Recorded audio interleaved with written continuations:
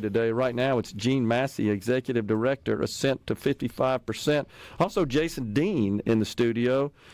I don't know exactly what your position is with all this. Will you please tell us? I have the pleasure to serve as Executive Director for our state's Private College Association, which has kept me engaged in higher ed for the last several years. But I started my career working at the University of Mississippi 25 years ago, and was hired by Governor Barber to be his education advisor when he was elected. And I look up and all of a sudden, 25 years later, life has just taken over. Chairman of the Board of Education at one point, right? I had also had the privilege for 6 years to serve on the State Board of Education, 3 years as chairman, including through COVID, which was quite the experience. I thought Katrina was something. And you and I talked several times during that period of time because there was a lot of policy and a lot of different directions going on at that time, right? Absolutely. And unlike Katrina, which you knew there was an event and you could see the devastation and knew what to do with COVID, we just really didn't know when it was going to end. So very different, but glad to have been able to serve. Appreciate you being here. All right, Gene, tell us about Ascent to 55%. You got an event coming up on October 15th, 16th. What's this all about? We do. We have a conference at the Jackson Convention Center starting at 11 o'clock on the 15th that will go through noon on the 16th. And it's about bringing business, industry, education, K-12, community college, university together to look at how we can really work together to improve our post-secondary attainment. Okay. And that's super important.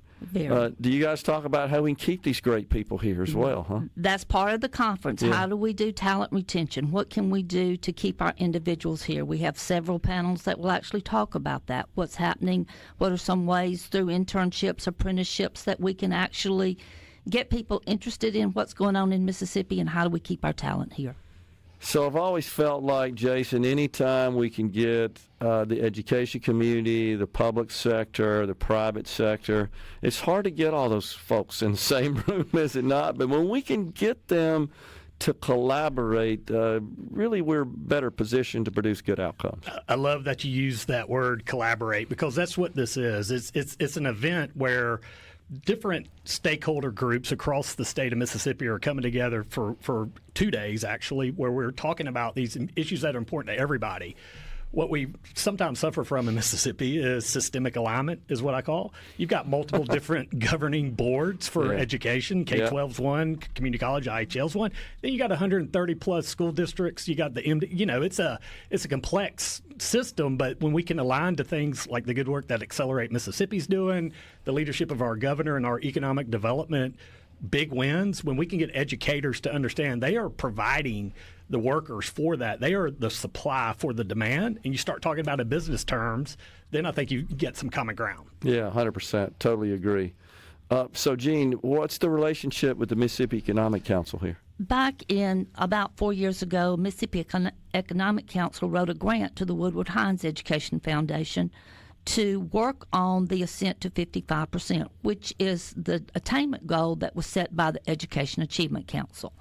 And it's to increase our adult population with a post-secondary certification, associate degree, bachelor's degree to improve our attainment level by 2030 and 60% by 2035.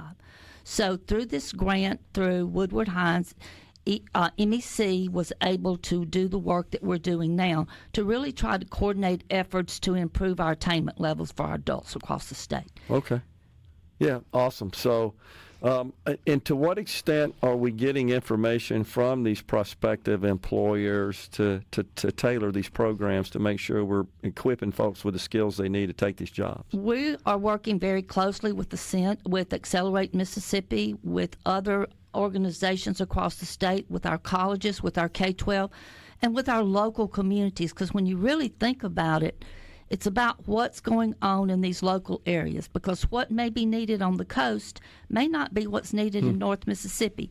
So how do we bring all these entities together to look at what is the pathway from K-12 to community college to IHL or wherever along that line you need to be, because it's not the same for everyone. And how do we get people to understand where the opportunities are across Mississippi and how you fit into these opportunities? Yeah, I know the governor has said before that he shared with me, I guess privately, I don't think I'm talking out of school here, that he wants to change the unemployment commission to the employment commission, and he's right that when folks file for unemployment, we ought to be getting them employed because there's jobs out there, but there's like a disconnect, right, Jason? There is enormous opportunity in that, though, because in Mississippi we have a very large number of what we call stop outs. Those are Mississippians that have some college credit but no degree. It's about 310,000 Mississippians. Wow. About 12%. So, in that age group, we think that's opportunity, though, to reach out and say, come back in and think about a workforce certification. Think about an industry recognized certification. Build on that. It's called a stackable portable skill that you can just get a degree from a college and then build from that. If you want to get an MBA later, go for it. But if you want to do it now, that's cool too. But just get into college, go back to college if you got some credentials, some credit, but no credentials.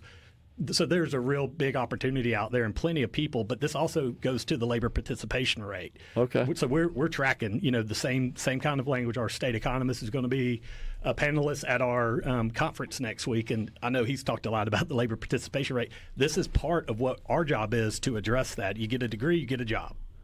We've improved our situation considerably. I mean, our unemployment rate is kind of in line with the rest of the country. A lot of times we're a laggard there, right? We have a higher unemployment rate than the nation does at large.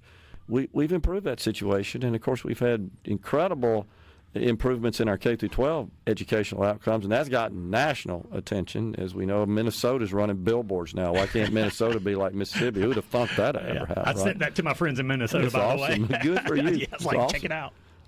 So we're doing well here, but we need to keep doing better. We are. Our post-secondary attainment rate right now is at 48.7%. Okay.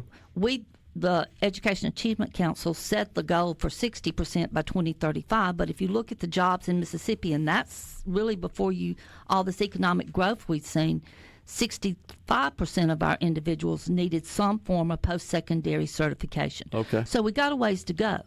And that group Jason talked about, of that 310,000, 100,000 of them are between the age of 24 and 35. Okay. Which have time to make a big difference. Yeah. And then we really need to look at our K-12 to make sure that as they come out, they're better prepared to enter whichever system they need to complete and not keep adding to those stop-outs. Okay. All right, so Jason, I know you're aware of this, but I watched this my whole career in my industry where we're evolving from I guess recognizing degrees in sort of that value somewhat diminished. We were more concerned about certifications, industry certifications, technical certifications. It's a big thing across all industries now, is it not? Man, you're hitting the key point here, and what we say is college is college is college. Yeah. So what we've traditionally thought of as college is really a 4-year experience, but the realities are, if you go and get a lineman certification or an HVAC you get it from Holmes Community College, Hines Community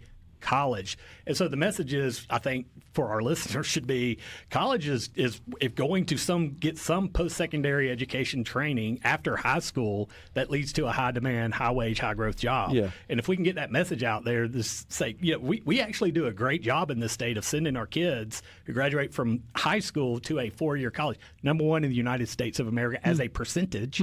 Okay? But year 2, the retention rate really falls through the... Not so much for 2-year, but for 4-year, and I think that's what leads to this 310,000 number that we're talking about. Yeah. They just drop out because they don't see the value of going to get that degree, and they have agency in their life to now choose their own path, and that's what's going on. But there are certifications available to them across the range of industries that could position them for a high-paying job as soon as they get that. Bingo. And really, that's really what the economy demands for right now. Yeah. And as we continue to emerge, into the AI economy, there'll be other needs. But for now, like getting the certification or industry recognized degree, that's what we want. Well, I've always thought the big takeaway from college, honestly, and I know you have a PhD, so you've got more time in it than I do, is learning how to learn. Bingo. Right? Correct. Absolutely. Yeah. All right, Gene, tell us who needs to come to this. We got about a minute left. We need everybody. business industry educators, because we have national perspectives here, we have local perspectives, to tie it all together. To October look at 15th, 16th. October 15th and 16th. Okay, at the Jackson Convention Complex. And you can go to MEC's webpage and look at Ascent to 55% convening and find the registration and all the information of who will be there. Good stuff. Appreciate you guys coming in. Thanks a lot. Thank you. Yeah, Gene Massey, Executive Director, Ascent to 55%, and also my good friend Jason Dean. We're coming right back in the Element Wealth Studio.